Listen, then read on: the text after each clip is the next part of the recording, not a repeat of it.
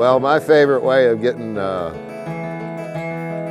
out of a guitar to a great degree is finger picks. They add a level of complexity, syncopation, and some of the combinations of notes that can be produced with these with chords and fingerings and open E are, or other open tunings, are just very pleasant. Let's say there are three basic ways to use these finger picks. The one that I depend on is called the alternating roll. Now you can call it a forward or reverse alternating roll, but once you start it, it doesn't make any difference. A lot of music is in 4/4 and 2/4 time. Well, this is a pattern of 4. Thumb, index, thumb, middle. Thumb, index, thumb, middle, thumb, index, thumb, middle, thumb. So the thumb plays every other note.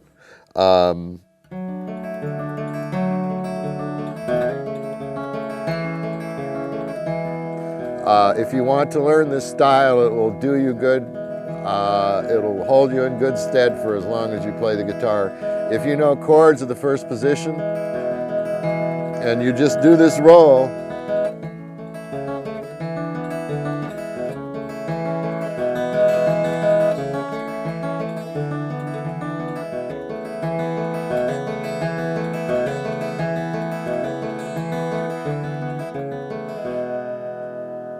I haven't changed one bit. I've done it constantly.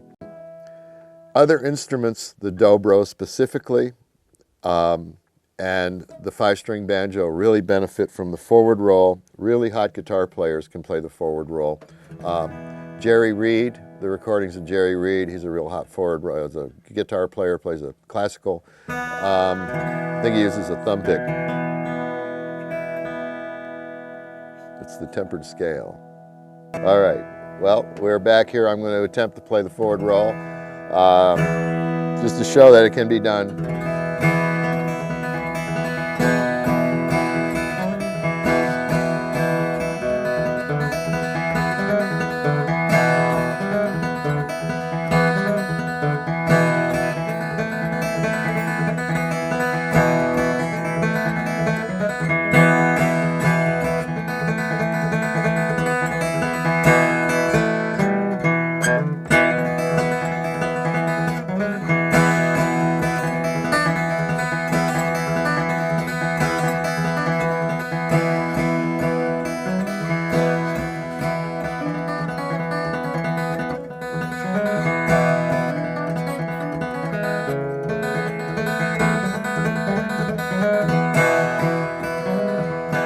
Let's do something else here.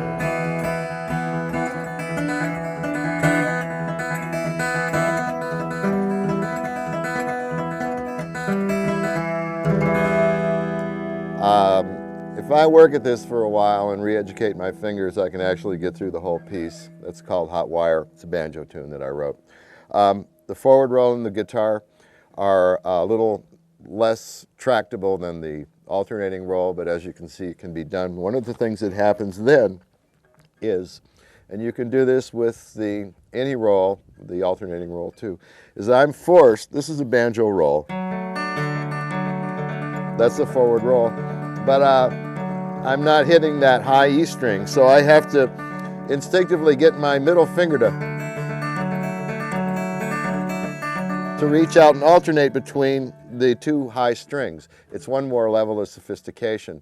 You just keep practicing. The other thing you'll do in both the alternating and forward and or reverse roll patterns is that you can take the whole pattern and move it to the treble strings or the bass strings.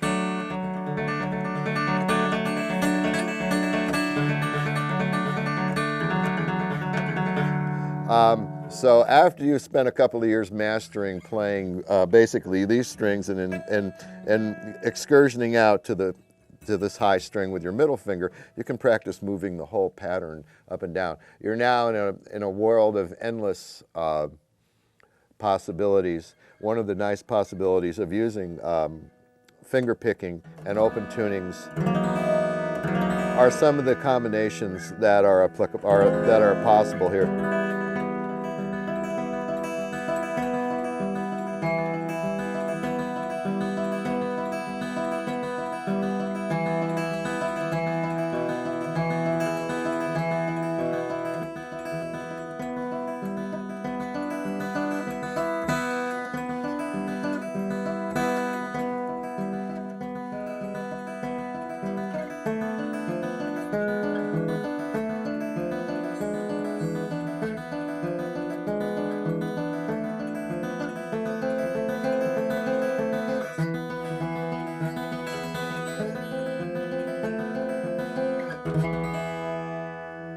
Here's another nice one. These are outlined in, this one is, has a name. I think this is called Up 7. Here's another one. That's a substitute chord for E. Let's combine it with this G sharp minor chord. This becomes Wild Horses.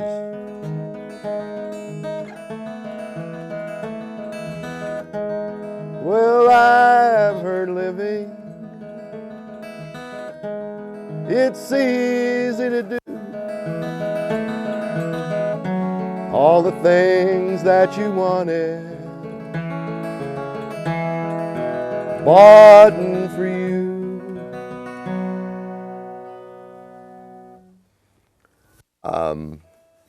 You use the other tricks that you've developed, for instance, hammering on, and the slides. So we're continuing to build. That's pretty much it for finger picking. You can take it as far as you want. One of the things that I would like to make sure of is that, again, these picks are not being used in this manner. And they're sure not hooking underneath like that. This pick is not the old National paddle. It's got a definite curve and it comes to somewhat of a more pointy end, but it's not the point. The angle of attack is actually significant here. I'm running at about a 45-degree angle and the tone is produced as the pick slides off the end of the string. What happens here is these picks reduce friction to almost nothing and they keep your fingers from getting caught. If you don't use finger picks, the fleshy end of your finger or the fingernail gets caught in the string each time and it's like a start and stop. You have to be really good to have such technique that you can play as fast or faster than somebody with finger picks. All right, well, we're about wound up here on building blocks for everything except using the slide. And for me, slide guitar means that the strings are raised up enough to where you can't fret them and you usually play it on your lap. And that is, the last part of this, before we get into that, is the flat pick and my general rant on the flat pick. Most people don't know, beginners don't know how they work. Again, mandolin players will use a flat pick that's as round as a 50-cent piece and it has no point. This is called the Fender Medium. It's the standard for the world. It's a reasonable pick. You can take one of the big ends, the ends that don't have the little points, and play the guitar like crazy. Let's see.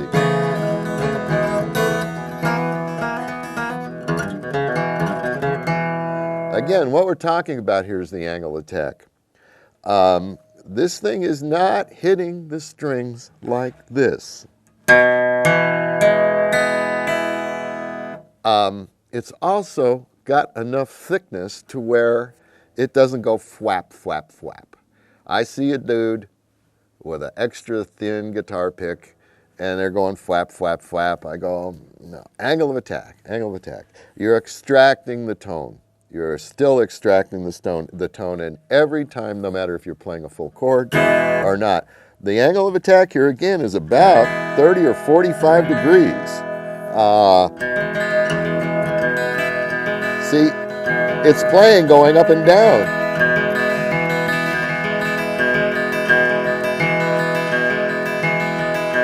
It's not doing this. This is the equivalent of a bicycle card or of a baseball card in your bicycle wheel spokes.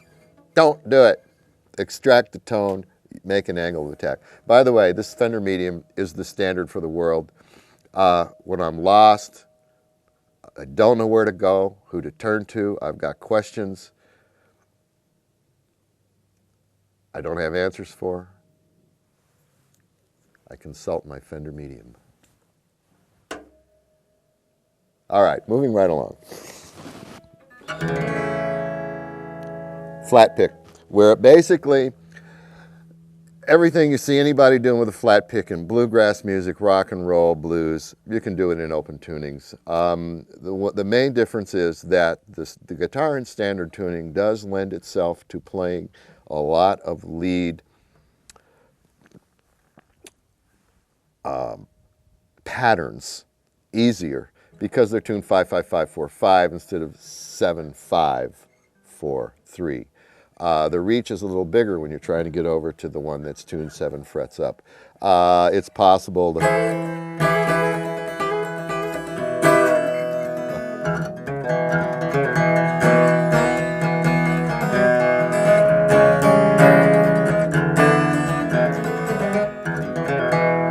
Anything you see anybody doing the flat pick, you can do in open tunings. If you want to try to be a real hot bluegrass flat picker, you might want to stick to standard tuning. I'm not saying it can't be done. Again, this tuning just lends itself to the ultimate bluegrass riff, which is... It's real hard to do that on a regular guitar in the key of G. You got to use capos and all kinds of stuff. So basically, that's the flat pick. A couple of other minor things, which I did a little of when I started this whole thing at the beginning of the DVD. Open tunings and the ability to use the bar chord lets you play rock and roll.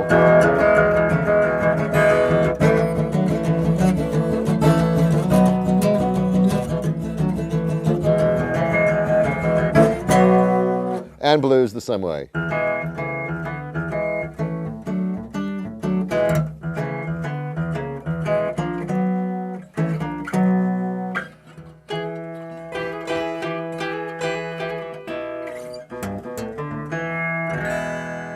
Well, that's the main body of open tunings. Understanding the fretboard, notes, chords, the various building blocks to get up to this point. And the last thing we have is an area of open tunings where we're going to play the thing with something just goes across the tops of the strings and doesn't really push down the fret, called slide guitar, steel guitar, dobro. There's lots of different smaller aspects of it. We'll come back and do a little of that. Just like in open E, if we play a bar chord and we know the name of this string and we count up the number of notes and frets, etc., we'll know what new chord we can make. Well, this is A. We're in the chord of open A. This is actually formed by winding the strings on your guitar up the same way as if you'd made an A chord. You're going to wind up the strings according to the book, wind them up 2 frets and you're in open A. Well, right off the bat I know that 1 full note or 2 frets up is B. There's no space between B and C, so this is a C. And I know from even our previous lessons and on the video that D is 5 frets higher than A, so if I go up the 5th fret, I'm playing a D. Well, I know that E is 2 frets higher than D, or 1 full note, if you're one of them piano playing guys. So there's my E. A, D, E. Here's F then. It's 1 more up from E, and then G, which is 10 up or 2 back. Remember, you can go 10 up or 2 back. I mean, if I want a G and I'm A, I can go back 2. All this stuff is applicable, again, to keeping track, which is what I'm really trying to teach, is how do you keep track? Well, we got techniques for extracting sound using this unique system, which I highly advocate this. I'm going to start selling these. You can use a glass tube. You can use a steel that you hold like this. Or you can use this. Part of what you have to do when you're using this is to damp the strings. And on a steel, you hold it like this and damp the strings with this middle finger. Well, if you got one of these, it's an extension of your finger. It doesn't come off, and damping strings is so easy. These are great. And it's tapered. I can control how far it fits on. I can actually change its size. So if I'm playing blues and I don't know much, and I know it's a regular blues progression in the key of A, I'm going to be playing A, D, and E. I can get real simple and not even use picks, but I'm too lazy to take them off. I can just go.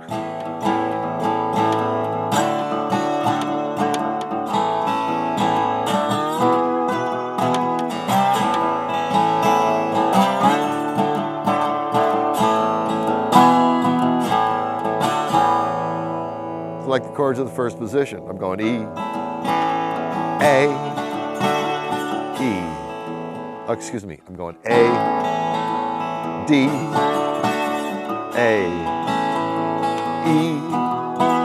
Now remember, we also talked about the octave thing. When I get up to the 12th fret, I'm playing the same note. Well, this is the universal slide sound of ever. In the open chord, da da da da. We'll hit that all the time. So, an example would be like Backdoor Man.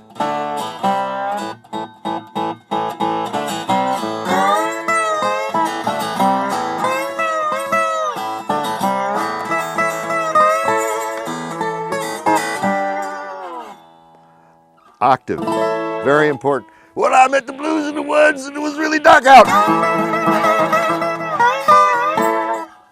The 12th fret is the blues. Use it all the time. It's the octave of the chord you're in. In this case, I'm playing an A. The interface of the human being to the slide guitar or dobro is a very tactile, personal interface. There's all kinds of things going on here. You want to get this thing on the strings. You don't want to push too hard, but you want to make sure it's touching all the strings. The thing needs to be set up so that the top of each string makes this flat plane. You use an arched fretboard and the strings are arched, you're in trouble. They need to be flat here and here. Some known techniques other than the one you develop would be using this as a tremolo.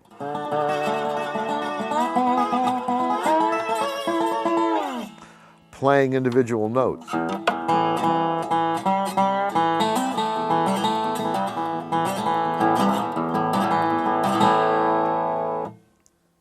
I'm running through these techniques rather rapidly. One is called covering and uncovering notes. It's really nice. Let's go to the 5th fret, use a roll, and uncover. I'm going to pull my slide back and uncover that first string. Now I'm going to recover it. Now I'm going to pull back one more.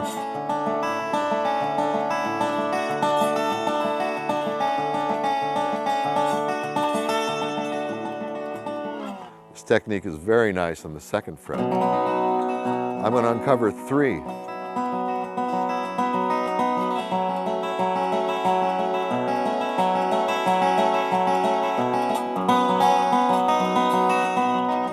Here's another uncover. 1st to 3rd.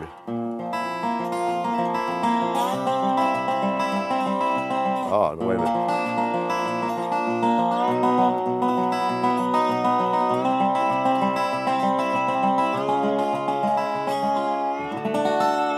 Uncovering and uncovering. The tremolo. I actually tried at some point, you can get this if it's the right heaviness and your finger's loose, just stopping at the fret you want will cause your finger to go, and you can work with that.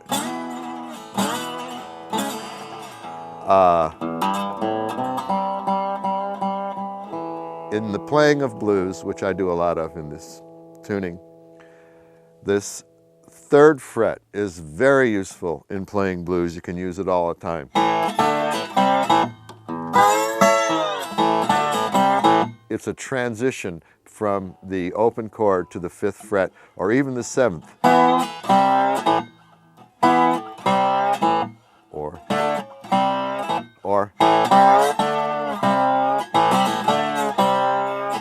This is a very valuable fret in blues in general, and also going to the octave at any point. So let's combine them with a little bit of Backdoor Man one more time. There's another technique where I'm vamping this way. Normally, here's another technique I'll go for before we do a little of the Backdoor Man, which you use in a lot of country music, or when people don't want to hear everything going on. You're going to play the chord progression and dampen the strings or vamp it, much like we did in the original lessons where we're finger picking or flat picking.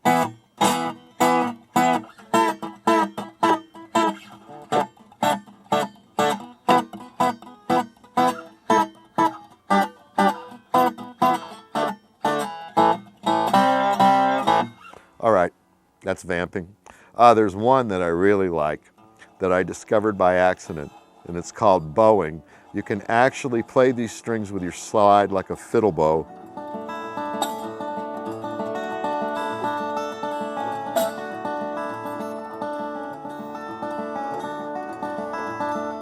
It's not doing it right now, but try it sometime. A little backdoor man.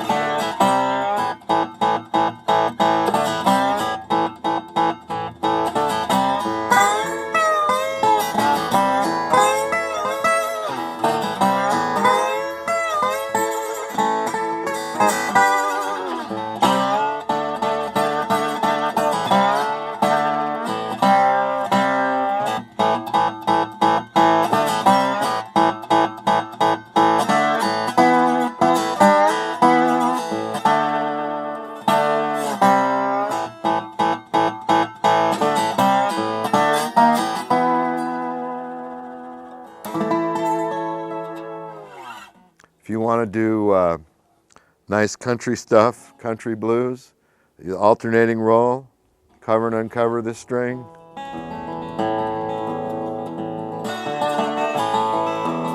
I'm going on to make the D and coming back off. I'm also using the alternating bass and the alternating roll. I'm playing individual notes.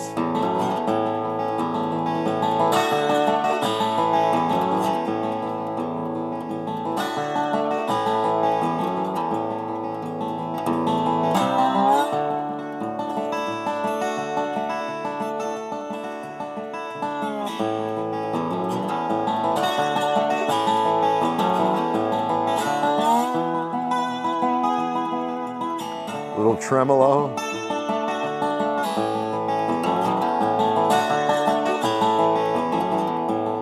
I got a bird to whistle, baby got a bird, oh honey got a bird to sing.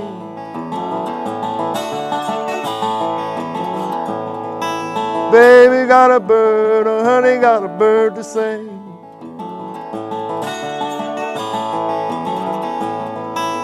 Without Corina, sure don't mean a living thing. You could go like this.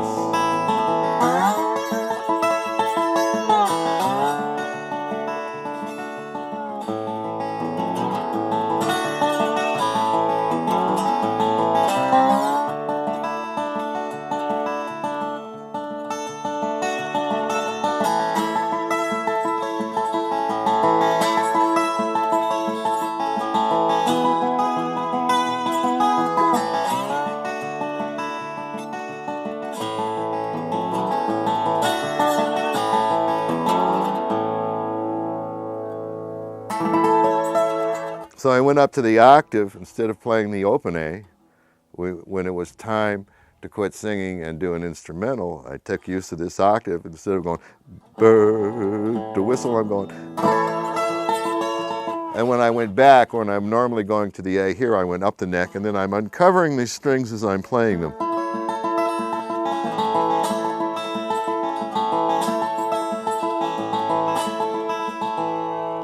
There's so many things to do. I'm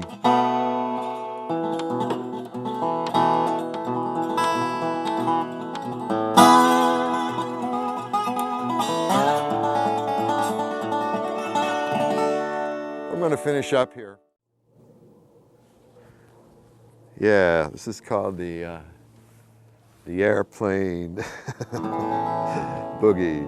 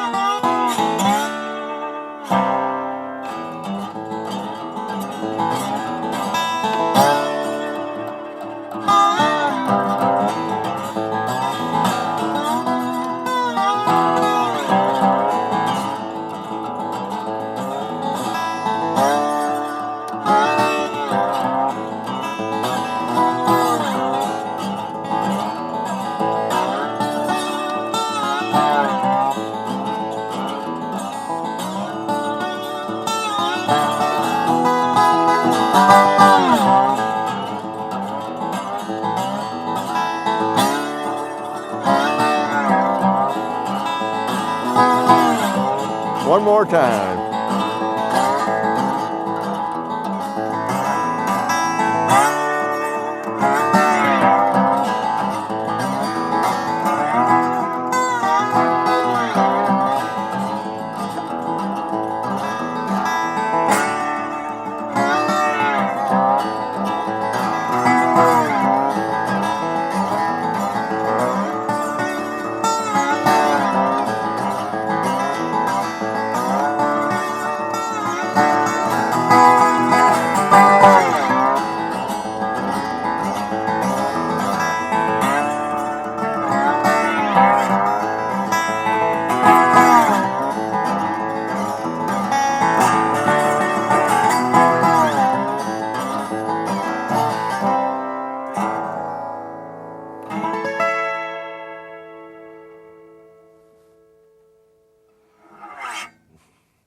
Coffee and Tylenol. Well, we've talked, and I've talked and done quite a bit on technique, and gone back throughout this and tried to go, remember, this goes up 5 from where you are, and this chord is really up 10 from the bottom, so if you go up 5 and then another 5, you're doing the chord. This is really supposed to be about understanding open tuning, so I want to try to expand upon it. A lot of this I now take for second nature. I'm going to go through a few different concepts to try to touch upon as much consciousness as I can that I would like you to acquire, that you will need to really understand open tunings to the degree that you may need to fully use them. I have been playing the guitar in open E, and I would gladly play it in open D. If I were to do that, I would put some heavier strings on. I haven't played it in open A. Now, I've been told a lot that the Hawaiian people used open A quite a bit or detuned it down to open G. It's very similar to the banjo neck at that point. The strings have the same relationships, and in fact, in open G, I believe they're exactly the same. Except the 5-string banjo, which is what I'm talking about, has a high G string that the thumb plays. I've developed a style using open E where I use it all the time when I'm like fronting a band and just strumming a lot. I played slide in it a lot. And my finger picking style depends on the high E string and open E, the relationships of the strings. In my tuning, I play out of the 4 center strings and let my thumb come up and hit the bass. No, actually, my fingers, these 2 fingers play the bottom 2 strings, and my thumb plays the other 4. In open A, this is a part of what I'm trying to communicate here. The relationships of the string and the strings in open A are the same as open E. It's that we've just moved them all that way, and this high string here has fallen off the neck. It has nowhere to go anymore. It's back up at the bottom. It comes back up and basically goes here again.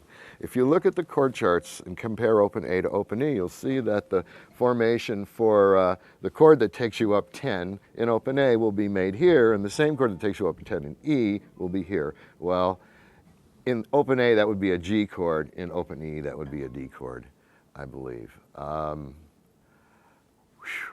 the mental gymnastics. That's something, if you can come to terms with that, you'll have a greater understanding. And I would encourage you to try to play in open A or open G to see if it's what you like to do. It does create another environment to work from, a much kind of more organic environment. There's a leaf that's fallen on my glasses here, and I'm going to have to remove it. There, it's gone. Anyway. It's a good thing to look at it and try it out. Now in slide guitar, I've come to love the environment created by the A and the big bottom I get out of it. But frankly, I miss that high string. It's gone, it's fallen off. That's a piece to look at. Another piece will be how capos relate to this. Right now I want to do a little thing called It All Adds Up. If you're a techno nerd kind of guy, what we have here is a graph of all the notes possible if we consider this to be the x-axis and this the y-axis of a chart. This is the lowest possible note. This is 0, 0 on our chart. And if you were doing algebra and plotting a parabolic curve, this would be 0, 0. This is true math. This is called the ordinate. This is the abscissa. The only person who knows the name of the y-axis who I've ever met. Okay, so we can graph all the notes here from 0, 0 up to 20 plus 6. So if we go up as far as we can, and then that way, this is the highest note, and its coordinate will be 20x 6y. Now remember, I'm going that way and that way. Everything's upside down. This is just a mental exercise. What we have here in a chord, when I'm showing you chords in the book, we're actually plotting data points on the graph and telling you which data points to push to make that combination. You could get a computer to write a program to pretty much play a guitar and actually make chords that you couldn't make by yourself. Moving right along. It all adds up. If you tune the guitar regular, this is how it's tuned right now, you end up with the open strings being E, A, D, G, B, and E. Okay. Now, we've gone from E to, there's an E hidden in here, here's a D, here's an E, and we're going up to E. We've actually gone 2 octaves. Now we know from E to the 12th fret, which we did yesterday, will be 12 steps. That's an octave. It'll go E, F, G, A, B, C, D, E, and the E is the 12th. Okay? Here we have 2 octaves represented here in this span, just going this way from the lowest to the highest pitch string, or the highest pitch to the lowest pitch string. When you tune the guitar this way and you don't have a tuner, the old way was you went on the first, or the fat string on the 5th fret to get the note of the A string. It's pretty good. Now you go on the A string in the 5th fret to get the next note. The same thing on the next note, D on the 5th fret. Now the G, you go back 1 on the 4th fret to get the last note, and then the B string back to the 5th fret. Now what I'm going to do here is add that up. It was 5, 5, 5, 4, 5. Let's add that up. 3 5s are 15, and 4 is 19, and 5 is 24. 2 octaves, 2 12s, 24. It always adds up. This is the kind of consciousness that will help, that I really believe will help in planning your moves from when you're making, you have a chord here and you've got to go to an A and you realize, oh, here's an A, boom. Instead of going back here and making a bar chord. I'm going to take a second here and fade out. I'm going to get another guitar, put down, again, this is the Dowling Sound Labs M19 attack guitar. Actually, that's a joke. I got that from Jim Stafford, I believe. He gave it to me in the Spirit Room about 2 weeks ago. No, this is my guitar. It's his joke. This is the Model B3. It's the 4th in a series of experimental guitars. I'm trying to build the best acoustic guitars in the world. This is impervious to heat and moisture. I'm going to be making guitars with new tops. Anyway, we're going to fade out. I'm going to pick up the original guitar in the series of 4 that's named E.T. and do a little more on theory. All right, this is E.T. This is the first guitar I made after an inspiration of playing an acoustic guitar next to a metal-armed chair and having the thing get louder. It came out really well. I like the sound better than the 4th one that I've evolved, but anyway, as we said, I tune the guitar to open E, and I play a lot of blues and rock and blues. Right up here in the first position. And I got people, like 3 or 4 people, a mandolin player and a bass player and a drummer. It's enough. Then I'll go to G. I'll play a lot of my stuff in E, but we play bluegrass too with a mandolin player and a banjo player, which will show up periodically. I'll switch to G. Now, I'm in open. This is theory here. We're trying to apply what we know about open tunings and the functionality of it, and also what we learn here may be applicable to just playing the guitar and having to bar G one day while you're still in open E. I have recordings available. The information will be on the DVD and the book. I have a set of a volume of 4 different live recordings where I was in a bluegrass band called the Innocent Bystanders, played the mandolin and guitar, both in open E, and it's pretty seamless. It's not typical, but it sure will get you by. We know that if we go and count up, as I need you to do, learn the names of the notes of the E string in open E, E, F, F sharp, G. Okay, here's G. Let's not go any further. I want to play music in the key of G. That's where the banjo is. A lot of bluegrass is in G, or even A. So I'm going to put the capo on the 3rd fret. Now, there's a lot going on here if we think about everything that could be, that we could be dealing with. I might take a second.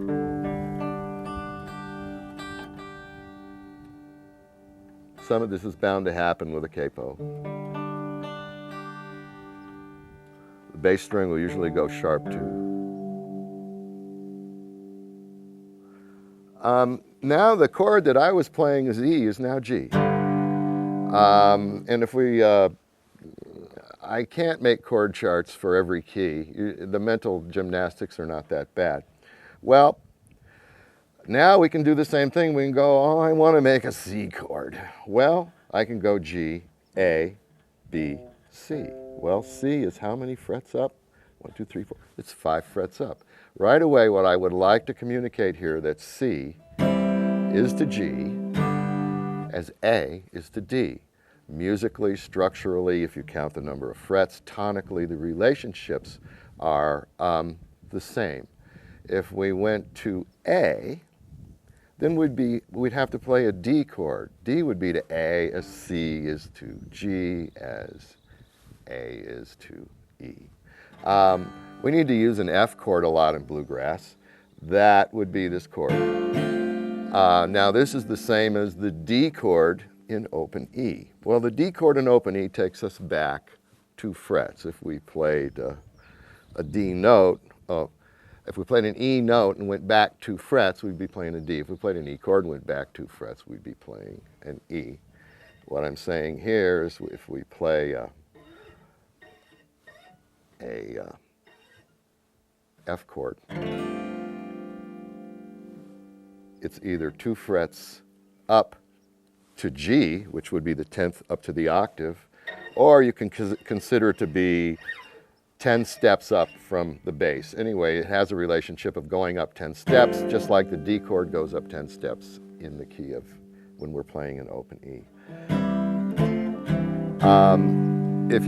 The reason for using this capo is basically twofold. If you're playing in an ensemble situation in open tunings, it really helps to have your root chord be that one of at least the song they're playing or the aggregate of the chords that end up being played. Open G for bluegrass and country, open E for blues in many cases.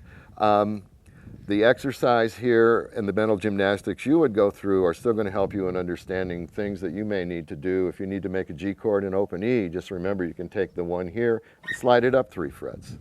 A little more on this. I'm going to take the capo off just because I can.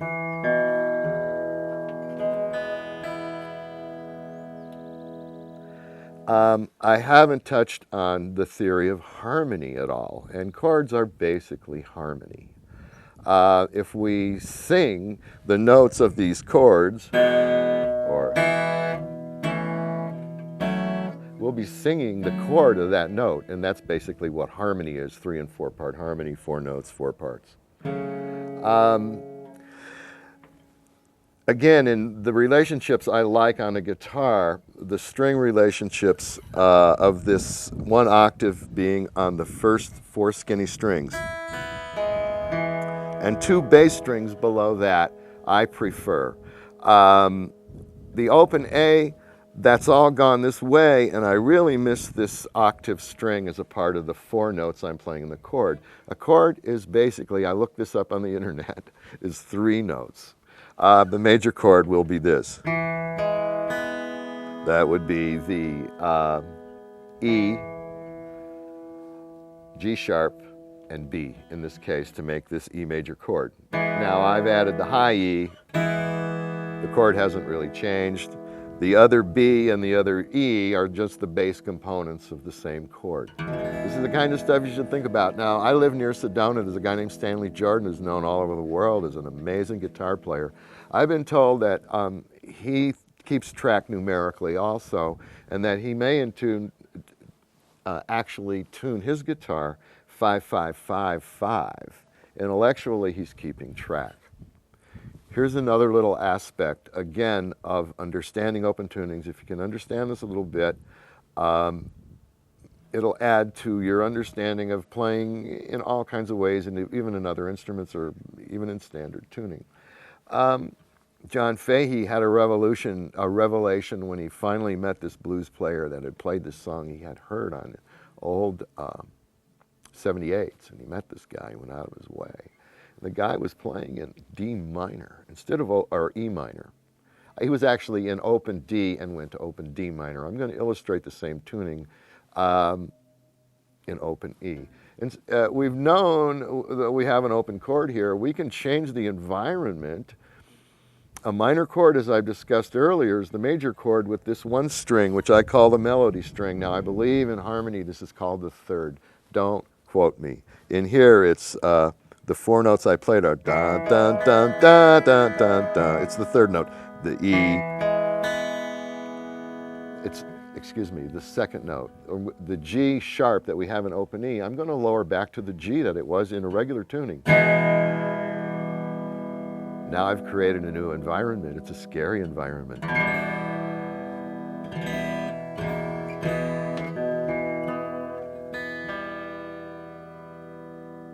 What's interesting is if you do some thinking here for a little bit, you'll realize that you can play the chords that you played in open E, even if you're in open E minor, by making it a full E chord. If I push back on this same string, the third string, and sharp it, I'm back to the full tuning. When I used to go up 3 frets, if I go up 4, intellectually, it's a very interesting thing. I used to make the ultimate blues chord this way, well, and it won't sound right now, it'll be minor. But if I do this, I've got it back, but I've added the capability of being able to play the root chord as a minor chord.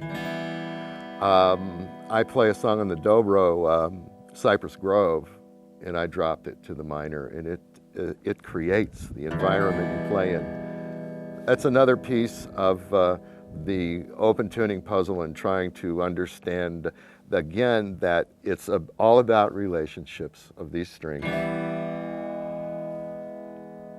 Relationships lead to chords, and chords lead to harmony.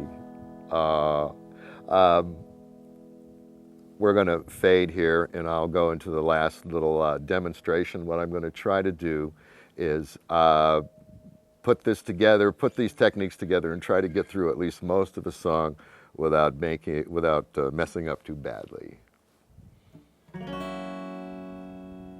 All right, I'm going to try to put together a finger-picking song in open E and kind of go through some of the stuff that we've used previously and apply it to an entire song.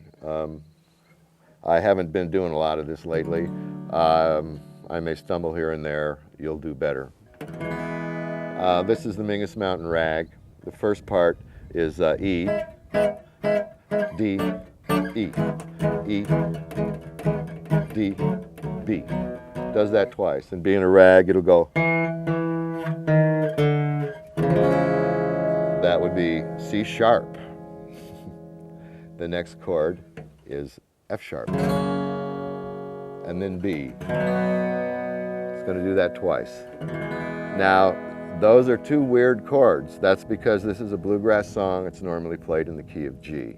And I'm going to put this down in a while, or I put a capo on it and do the same song as it could be played in a bluegrass situation, but this represents a good way to try to do stuff in a finger-picking mode. Well, if we go through the song one time, the first time I get to this bridge here, I'm going to try to go da da da da da da da. That's the F sharp, and then the B I could play here. Well, now the second time I run through the whole song, I might try to improvise instead of playing what I did the first time. When I go to the bridge. The second time I go to the bridge, I might play an E that, in my lessons, I call this the ultimate blues chord or the ultimate B. Well, up here is C. Here's that C sharp that we were going to play. So I'm going to play it this way. And to make the chord I barred here, the F sharp, I'm going to play here. If we figure out the chords, that'll be an F sharp. And then I'm going to throw this weird chord in that is one of the chords I illustrate near the end. That is a strange tonic B, which is that same chord. At some point, I will attempt, as you can see, I am working without a net, to go up the neck and play up here. So ostensibly, I've played in 3 positions. I'm really cheating. The chords of like what you might call the second or who knows what position in this progression, if I was playing rhythm, would be this.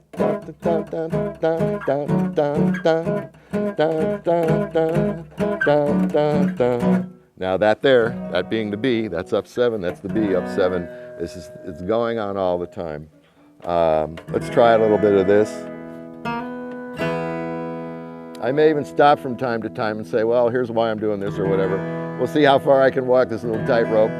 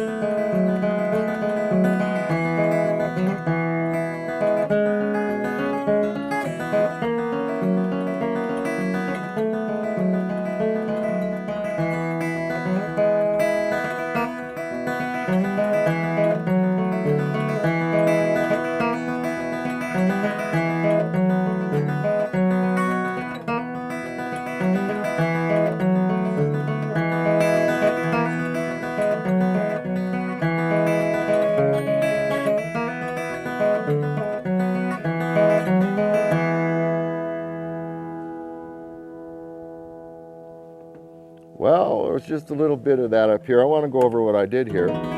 Again, we're playing the E. And to D, well, D is back 2. Back to the E. Back 2. That's the D to the B. Now this B chord here, it's, if you count them up, there's E, F, G, da, da. This chord is used all the time in this tuning. It's a beautiful way to resolve things, and also in bluegrass. Here's an example of it.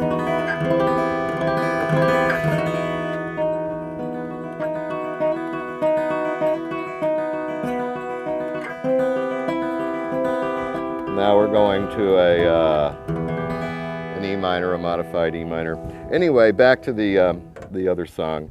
That little riff here is the part of the middle I'm going, gee, how can I make a nice sounding G chord or E chord that wasn't up here? And that's where this little... Now this riff I'll wind up right here. This is a riff I learned from the 5-string banjo book by Earl Scruggs that he got by listening to a really famous Floyd Kramer. Thank you, Floyd. I'm be signing off. If we have some more time, I may try to transpose this into G for you.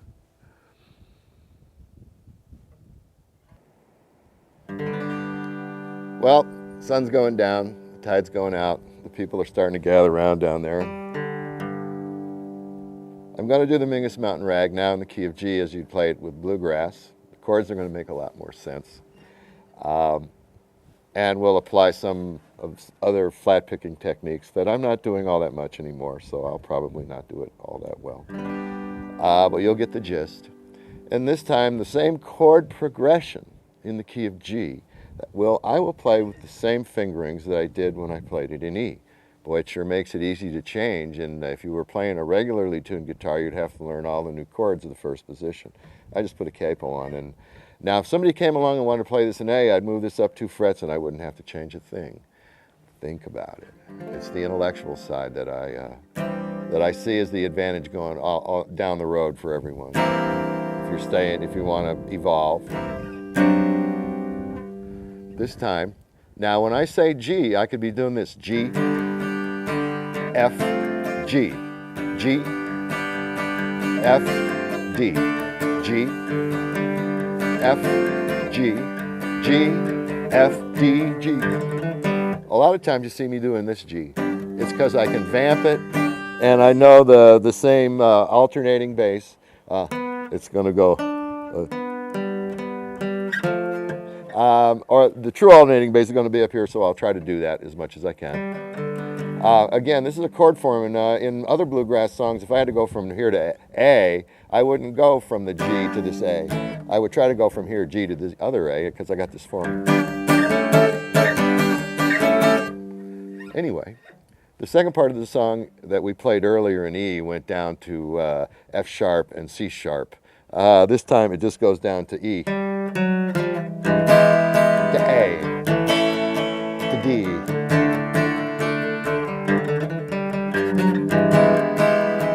A, D. So, bluegrass style might tend to do something like.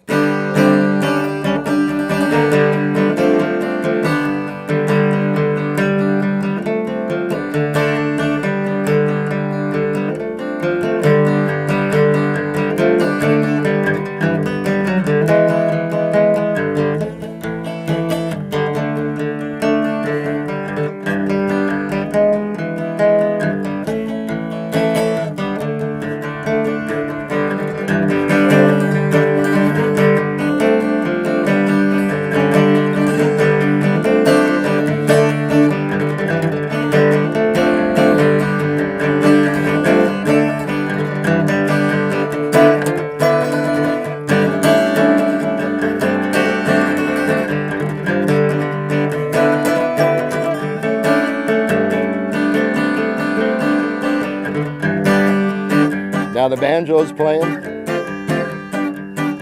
and I'm vamping.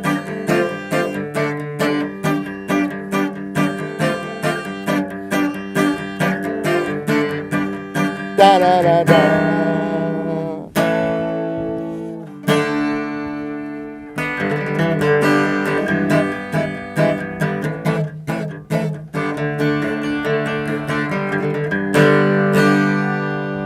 Mingus Mountain Rag.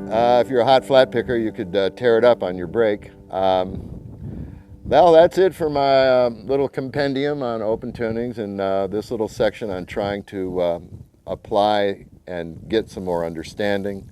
I'm going to have another release where I'm going to spend an hour on slide guitar and get into it in depth. There's a little piece on this DVD. If it'll fit, that'll give you a clue as to how it would go if we were going to do it for an hour. So, thanks for watching. All right, well, this is my friend E.T. If you see his frontal thing, you can see why I might call him E.T. It's the eyes, you know, the eyes have it. This has a Fishman pickup in it, and it sounds real good through a sound system. The strings are really badly worn, and it's been played in a lot of situations for the last 6 or so years since I built it. It needs a little work.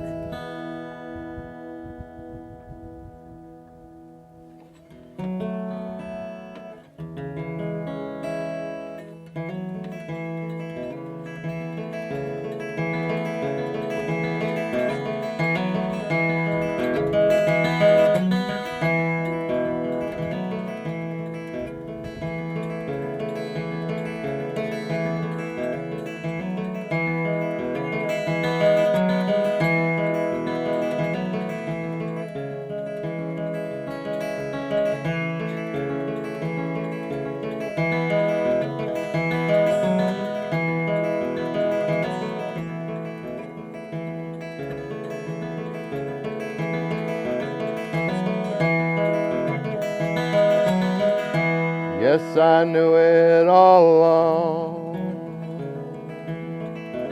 that I'd have to go back home, living on the road. Oh, it's got me tired and so, like a bird without a nest,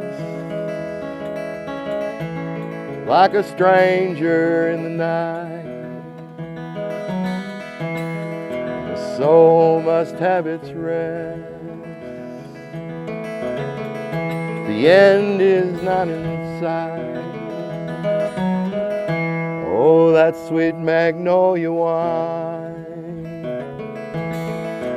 honey dripping from your mouth. That little gal of mine,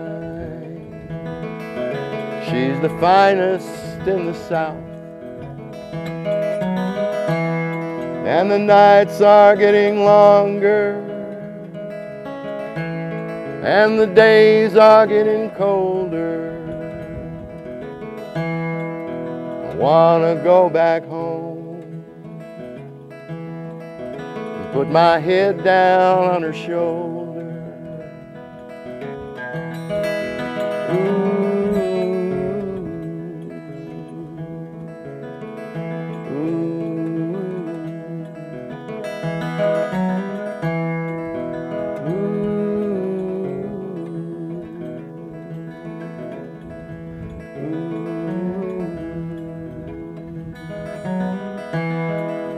Knew it all along, that I'd have to go back home, living on the road. Lord, it's got me tired and sore, like a bird without a nest, like a stranger in the night. The soul must have its rest. The end is not in sight. The soul must have its rest. The end is not in sight. Yeah, my soul cries out for rest. The end is not in sight. The soul must have its rest. Yeah.